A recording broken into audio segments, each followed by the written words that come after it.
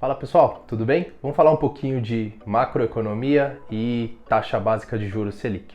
Recentemente, o Copom fez uma reunião, de acordo com as diretrizes do Banco Central, e aumentou a taxa Selic de 7,75 para 9,25, um aumento de 1,5%.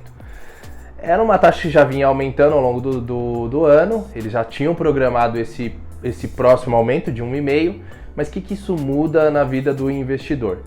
Para que eu explique melhor para vocês, eu vou voltar um pouquinho antes. Eu vou falar por que a Selic aumenta e quais são os impactos disso na nossa vida. Quando a gente tem um consumo acelerado, a gente consome demais, os preços tendem a ficarem maior. É a lei da oferta e da demanda. Então, devido a esse aumento generalizado dos preços, por conta de muita procura, a gente tem um aumento de inflação. E como que a gente controla essa inflação? O que o Banco Central faz para controlar isso?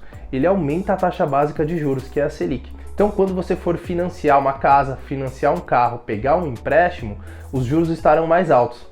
E aí é nessa hora que você fala, opa, eu não posso pegar esse empréstimo aqui, está muito caro, não posso financiar esse carro, está muito caro. O que eu faço? Eu paro de consumir. Ao parar de consumir, o que acontece com os preços? Eles começam a cair. Então, esse ciclo financeiro que a gente vem falando nas nossas postagens antigas, que a gente tem que saber aproveitar. Então, eu vou explicar um pouco para vocês aqui no quadro.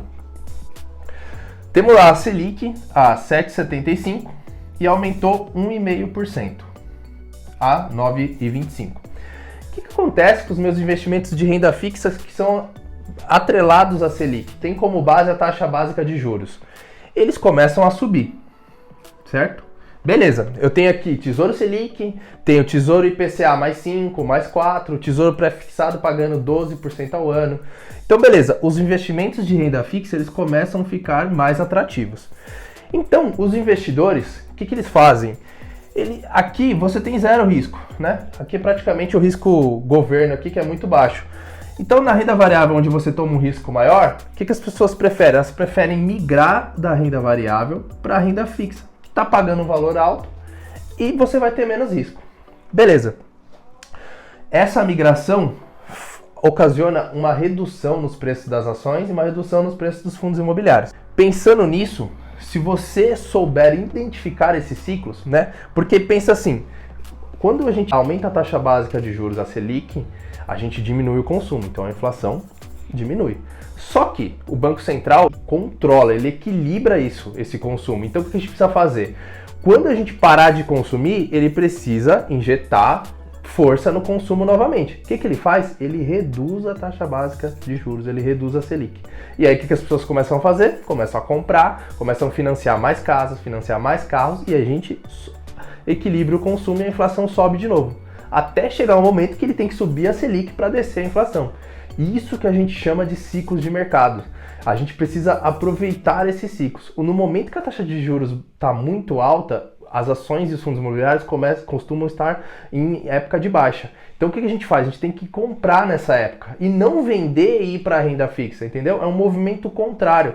Então se você aprender a identificar esses ciclos de mercado e conseguir comprar sempre na baixa e se precisar vender na alta, você sempre vai fazer bons negócios.